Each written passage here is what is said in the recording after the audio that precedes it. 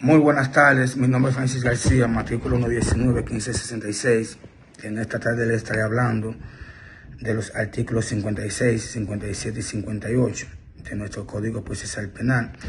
La jurisdicción penal ejercida por los jueces y tribunales establecidos en este código se extiende sobre los dominicanos y extranjeros para los efectos de conocer y juzgar los hechos punibles cometidos en el territorio nacional o que se hayan producido en esto. Es competencia de los tribunales nacionales, independientemente del lugar donde hayan ocurrido los hechos, el juzgamiento de los hechos punibles relacionados con genocidios, crímenes de guerra y crímenes contra la humanidad, siempre que el imputado haya residido o aún sea temporalmente en el territorio nacional o el hecho haya sido cometido en perjuicios de nacionales. Por otra parte, es de competencia exclusiva y universal de las jurisdicciones penales el conocimiento y fallo de toda acción y omisiones punibles previstas en este Código Penal y en la legislación penal especial y la ejecución de sus sentencias y resoluciones, según lo establece este Código. Las normas de procedimiento establecidas en este código se aplican a la investigación, conocimiento y fallo de cualquier hecho punible, sin importar su naturaleza ni la persona imputada. Esto incluye a los miembros de las Fuerzas Armadas y la Policía Nacional cuando los hechos punibles que se les son atribuidos hayan sido cometidos en el ejercicio de sus funciones y sin perjuicio de las facultades estrictamente disciplinarias de los cuerpos a los que pertenecen. Por otra parte, los actos infraccionales y procedimientos en los casos de niñas, niños y adolescentes se rigen por su ley especial. En otro ámbito, la jurisdicción penal es irrenunciable e indelegable, excepto en los casos en los cuales el ejercicio de la acción pública esté sujeto a la presentación de querella o instancia previa, o una ley que permita de modo expreso el desentimiento del ejercicio de la acción de una acción pública en cualquier fase del procedimiento. Saludos, mi nombre es Nicole Fernández, matrícula 120-0087, y hoy les voy a hablar sobre el artículo 59 del Código Procesal Penal, que nos habla sobre la competencia. La competencia es improrrogable, no obstante, la competencia territorial de un tribunal de juicio no puede ser modificada luego de que haya transcurrido el plazo de la fijación de la audiencia y la solución de los incidentes previstos en el artículo 305. Un juez o tribunal competente en razón de la materia no puede declararse incompetente porque el caso corresponda a un juez que tenga competencia para juzgar hechos puniblemente más leves, cuando dicha incompetencia es invocada o advertida durante el juicio. El juez o tribunal competente para conocer de una infracción lo es también para resolver todas las cuestiones incidentales que se puedan presentar en el curso del procedimiento, aunque no corresponda a la jurisdicción penal. La resolución sobre tales incidentes producen efectos limitados en el ámbito penal. En el artículo 60 nos habla de la competencia territorial, que nos dice que la competencia territorial de los jueces o tribunales se determina por el lugar donde se haya cometido la infracción. Esto quiere decir que si, por ejemplo, se roban un carro en Villamella, la persona a la que le robaron esto debe presentar la denuncia en dicho lugar, puesto allí fue donde se cometió la infracción. En caso de la tentativa, es competente el juez del lugar donde se haya ejecutado el último acto dirigido a la comisión de la infracción, o sea, donde se haya cometido el último proceso de esta infracción, es donde va a tener jurisdicción para ser juzgado el caso. En los casos de infracciones continuas o permanentes, el conocimiento corresponde al juez o tribunal del lugar en el cual haya cesado la continuidad o permanencia, o se haya cometido el último acto conocido de la infracción. Por ejemplo, si secuestran a Juana en Villamella y luego la violan en Santiago, pero posterior a eso es trasladada a Santo Domingo, donde la asesinan. Más tarde, esta persona se dirige a Barahona y allí es donde entierra sus restos, pues como en Barahona fue el último paso de su ilícito, ahí es donde terminaría siendo juzgado el hecho, pues es donde se tiene conocimiento previo, o vamos a decir, es donde se inicia el proceso de investigación, por ende allí sería que tendría jurisdicción para ser juzgado el caso. En los casos de infracciones cometidas parcialmente dentro del territorio nacional, es competente el juez o tribunal del lugar donde se haya realizado total o parcialmente la acción u omisión o se haya verificado el resultado. En el artículo 61 nos habla sobre las competencias subsidiarias. Cuando no se conoce el lugar de la consumación de la infracción o de la realización del último acto dirigido a la comisión o aquellos donde haya cesado la continuidad o permanencia, el conocimiento del caso corresponde, según su orden, al juez o tribunal del lugar donde se encuentren los elementos que sirvan como evidencia o hechos que se conozcan para la investigación e identificación de los autores o cómplices. Por otro lado, otro hecho que puede decirnos dónde va a ser admitida la jurisdicción se dirá de la residencia del primer investigado. La primera persona que es investigada por el ilícito, el lugar de su procedencia será donde se conozca la competencia subsidiaria. En el artículo 62 nos habla sobre la competencia universal. En los casos en los que los tribunales nacionales conocen de hechos punibles cometidos fuera del territorio nacional, es competente el tribunal de primera instancia del Distrito Nacional. Hasta aquí mi participación, los dejo con mi siguiente compañero. Muchas gracias. Muy buenas, mi nombre es José Manuel Hernández, matrícula 219-0250, y estaré tratando los artículos 63, 64, 65 y 66 del Código Procesal Dominicano. El artículo 63 trata sobre la competencia durante la investigación. Esta estipula que los distritos judiciales con 2 o más jueces de la instrucción todos son competentes para resolver tanto los asuntos y solicitudes planteados por las partes, sin perjuicio de las normas prácticas de distribución establecidos por la Ley 50-2000 para los distritos judiciales de Santo Domingo y Santiago. El artículo 64 trata sobre la fusión y separación de juicios, cuando 2 o más juicios pueden ser conocidos simultáneamente por el mismo o por distintos jueces o tribunales. El Ministerio Público o la víctima en la acusación o la defensa pueden solicitar la fusión o separación de los juicios. El artículo 35 trata sobre las excepciones. Los procedimientos por hechos punibles de acción privada siguen las reglas de la conexidad, pero no pueden ser acumulados con procedimientos por hechos punibles de acción pública. Y el artículo 66 trata sobre la incompetencia. El juez o tribunal que reconoce su incompetencia en cualquier estado del proceso debe remitir las actuaciones al que considere competente y poner a su disposición a los imputados. Muchísimas gracias. Buenas tardes, mi nombre es Annie Vargas, matrícula 1-19-2966, y yo voy a hablar sobre los artículos 67, 68 y 69.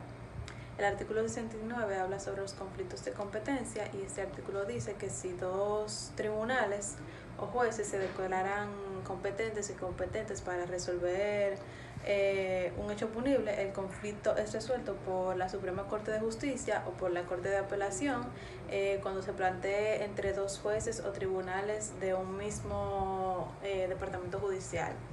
El artículo 68 habla sobre los efectos. Este dice que la inobservancia de las reglas solo produce la ineficacia de los cumplidos después de resuelto el conflicto de competencia. El artículo 69 habla sobre los tribunales competentes. Los tribunales competentes son la Suprema Corte de Justicia, los jueces de primera instancia, la Corte de Apelación, el juez de paz, el juez de instrucción y el juez de ejecución penal. Gracias. Saludos, mi nombre es Rosalí Muñoz Luna, matrícula 120-1072. Yo voy a hablar sobre la Suprema Corte de Justicia, Corte de Apelación, jueces de primera instancia y jueces de instrucción. Sobre la Suprema Corte de Justicia, además de los casos que expresamente le atribuyen la Constitución de la República Dominicana y las leyes, es de su competencia conocer los recursos de casación, el recurso de revisión, el procedimiento relativo a los conflictos de competencia entre cortes de apelación y entre jueces y tribunales de distintos departamentos judiciales. También la recusación de los jueces de corte de apelación, las quejas por demora procesal o denegación de justicia de las cortes de apelación, Y para terminar, del procedimiento de solicitud de extradición. Sobre la Corte de Apelación, se conocen los recursos de apelación, obviamente, los conflictos de competencia dentro de su jurisdicción, salvo lo que corresponden a la Suprema Corte de Justicia, las recusaciones de los jueces, las quejas por demora procesal o denegación de justicia, las causas penales seguidas a los jueces de primera instancia, jueces de la instrucción, jueces de ejecución de la pena, jueces del tribunal de tierras, procuradores fiscales y gobernadores provinciales. Sobre los jueces de primera instancia podemos decir que conocen de modo unipersonal el juicio por hechos punibles que conlleva penas pecuniarias o penas privativas de libertad, cuyo máximo previsto sea de 2 años o ambas penas a la vez. Son igualmente competentes para conocer de modo unipersonal de las acciones de habeas corpus que se sean planteadas de los hechos punibles de acción privada, para conocer de los casos cuya pena privativa de libertad máxima prevista sea mayor de 2 años. El tribunal se integra con 3 jueces de primera instancia. Sobre los jueces de instrucción, es importante destacar que corresponden a los jueces de la instrucción resolver todas cuestiones en las que la ley requiere la intervención de un juez durante el procedimiento preparatorio. Quiere decir que éste dirige la audiencia preliminar y dicta la resolución pertinente y dicta la sentencia conforme a las reglas del procedimiento abreviado. Hasta aquí ha sido mi parte, espero que hayan entendido. Les habló Rosalí Muñoz Luna, matrícula 120-1072. Gracias por su atención. Hola, buenas noches. Mi nombre es Joel Rodríguez, estudiante de la Universidad Tecnológica de Santiago, matriculado en la carrera de Derecho, matrícula 219-1288. Les estaré hablando sobre los jueces de ejecución penal, los jueces de paz, la jurisdicción de atención permanente, el despacho judicial. Bien, es importante que sepamos antes de iniciar con esa pequeña exposición, que los temas a tratar estarán tomados de nuestro Código Procesal Dominicano, que abarcan desde el artículo 74 hasta el artículo 77 del mismo, iniciando en el artículo 74 con los jueces de ejecución penal. Estos nos dicen que los jueces de ejecución penal tienen a su cargo el control de las ejecuciones y de las sentencias, de la suspensión condicional, del procedimiento y de las sustancias y la resolución de todas las cuestiones que se plantean sobre la ejecución de la condena. En cuanto al juez de ejecución de la pena, este ocupa el cargo para solucionar los problemas que se pueden aquejar por los internos y también al personal penitenciario en relación con los mismos. Respecto a la aplicación de la pena, se pretende que no quede en manos exclusivas de la autoridad penitenciaria. Esto es prácticamente en la órbita administrativa que debe quedar. En cuanto a los jueces de paz son competentes para conocer y fallar. Por ejemplo, conocen y fallan sobre el juicio por contravenciones, por el juicio de infracciones relativas al tránsito de vehículos de motor, también por el juicio por infracciones relativas a asuntos municipales y también del control de la investigación en los casos no admitidos que demoran prácticamente un poco de tiempo y que no sea posible lograr la intervención inmediata de la juez instruccional, diría yo, o del juez competente. En cuanto a las solicitudes de medida de coerción, también estos son competentes en los casos de que no admitan demora y que no sea posible lograr la intervención inmediata del juez o de la instrucción a lo que resulte conveniente para facilitar la participación de todos los intervinientes. De los demás hechos punibles cuyo conocimiento y fallos son atribuidos por leyes especiales, también los jueces de paz son encargados, pues estos dan cumplimientos a órdenes que emiten jueces, emiten jueces las mismas órdenes, también las notificaciones, los oficios, los embargos, las constataciones, los desalojos y realizan las autorizaciones para que niños, niñas y adolescentes puedan viajar en el transporte público dentro y fuera del país y también certifican y dan firmas, documentos y fotocopias que realizan las declaraciones juradas. También en cuanto a la jurisdicción de atención permanente, bien, esta corresponde a la Suprema Corte de Justicia. Su trabajo es dictar las normas prácticas que organicen y aseguren en cada distrito judicial el funcionamiento permanente de las oficinas habilitadas judiciales para que conozcan a cualquier hora, ya sea de día o de noche, aquellos casos, procedimientos y diligencias que no admitan la demora. En cuanto ya para finalizar al despacho judicial, pues los jueces o tribunales son asistidos por un despacho judicial que es integrado por un secretario y el personal auxiliar que sea menester del despacho o para despachar eficientemente los asuntos administrativos y de organización de la oficina. Estos corresponden al secretario como función para organizar la preparación de las audiencias, para dictar las resoluciones de mero trámite, para ordenar las notificaciones, también para las citaciones, de disponer las custodias de objetos secuestrados, también para llevar al día los registros y estadísticas, dirigir el personal auxiliar e informar a las partes del estado y marcha de los procedimientos que estos mismos llevan, también para colaborar en todas las partes y los trabajos materiales o administrativos del juez, o que el tribunal les indique a los mismos.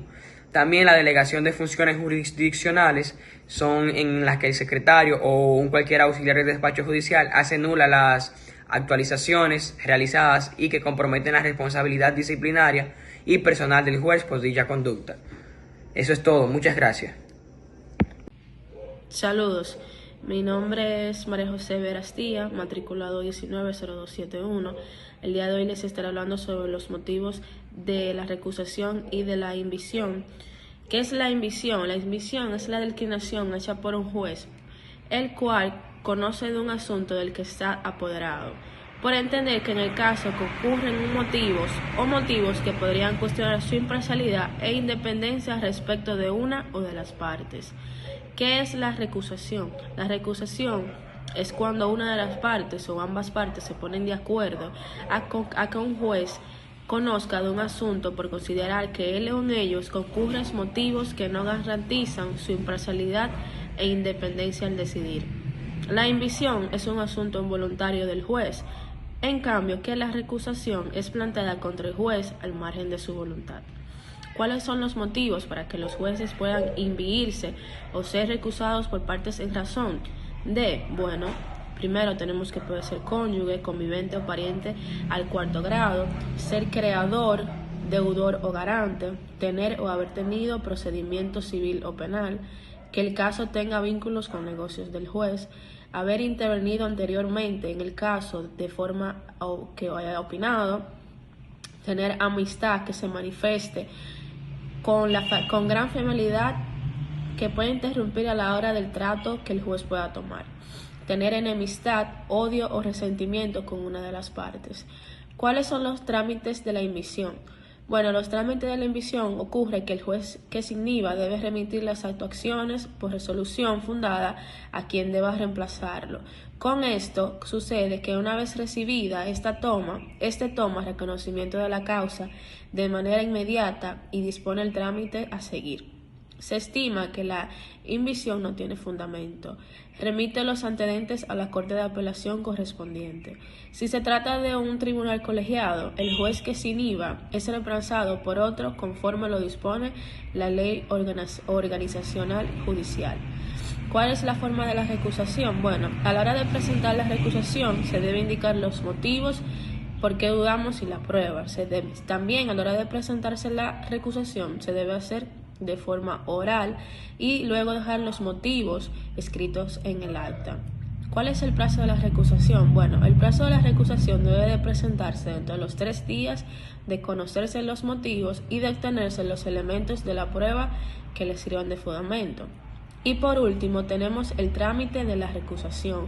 ¿Cuál es el trámite de la recusación? Bueno, si el juez recusado lo admite, procederá por un tiempo el procedimiento de invicción. En su efecto, deberá presentar el escrito de recusación y su informe al Tribunal de Apelación, o si el juez forma parte de un tribunal superior, solicitar a los demás miembros del tribunal que conozcan de la recusación. Por último, si se le considera necesario, el árbitro o el tribunal programa una audiencia para recopilar las pruebas y notificar a las partes, llegando a esto a la conclusión de que el tribunal tiene una jurisdicción para decidir el caso dentro de los 3 días, cuya decisión es inapelable. Esto es todo. Muchas gracias por su atención.